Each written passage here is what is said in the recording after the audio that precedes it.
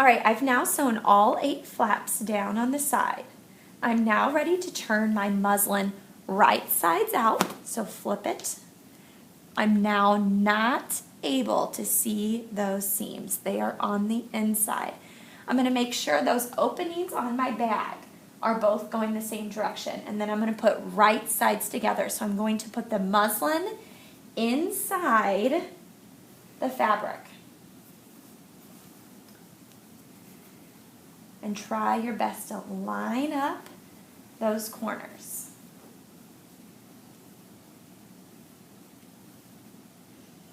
All right, so I've gotten the bottoms down, the muslin to the bottom of the bag. I'm now going to line up my seams. So how am I going to do this? Start with the side. So you have an opening in all your muslin and your fabric on both corners. So you're going to line up those openings. Put your fingers in between them and then line them up. We're actually going to put a pin right alongside there to hold those pieces together so they're lined up and even. And then go ahead and do it to the other side. So find your holes on the side of the bag, and they've been stitched down so they should line up nice and even. And then put another pin right alongside that hole. All right, so what you're going to do next is actually stitch right alongside the top of the bag. How you're going to do this, your stitch is actually going to be right above where the opening of the bag is. So I'm going to draw with chalk on mine so it kind of distinguishes where you need to sew. So here's the top of my opening. I'm going to put a chalk line there. I'm going to be stitching right alongside that edge. You need to try your best to make sure that's a nice straight stitch all the way around, one big circle. You're sewing the top part of your bag, and we're creating our casing. So where I've drawn my chalk line, I'm now going to line it up on my machine and begin to sew. All right, so I'm now ready to sew the outside of my bag. I'm sewing the muslin to the fabric. My materials are right sides together. I've pinned right above where the opening is for the drawstring.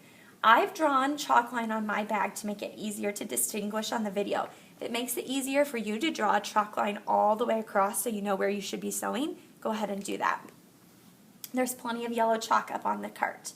All right, so it looks like my chalk line actually lines up on the 30 line. So I'm going to go ahead and put my presser foot down and lower my needle. Looks like I'm going to be using the chalk line to sew the top part of my bag.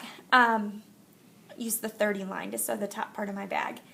Please make sure you're not sewing your bag together. I have one part of the bag underneath and one part on top. Make sure you've double checked that before you begin. So I'm going to go ahead and start, always back stitching at the beginning and the end. I'm making one complete circle. So I'm going to begin stitching, 1, 2, 3, back stitch, and I'm actually going to stop since I've already sewn that crease together. I'm going to take my pin out and put it in the pin cushion. I'm then going to continue to sew one big circle. I'm using the 30 line, so please find a part on your machine to use as a guide as you're sewing. Go nice and slow. You want this to be as even as you can make it.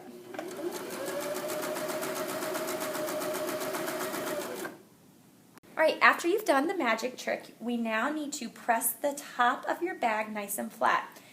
So I've lined it up the best that I can. I'm going to put the edge of my bag against the skinny part of the iron. And you're just going to go right along this edge to make a nice crease at the top. Just go nice and slow, folding it a little bit at a time, making that crease nice and precise at the top. So you want it to look nice and clean like this.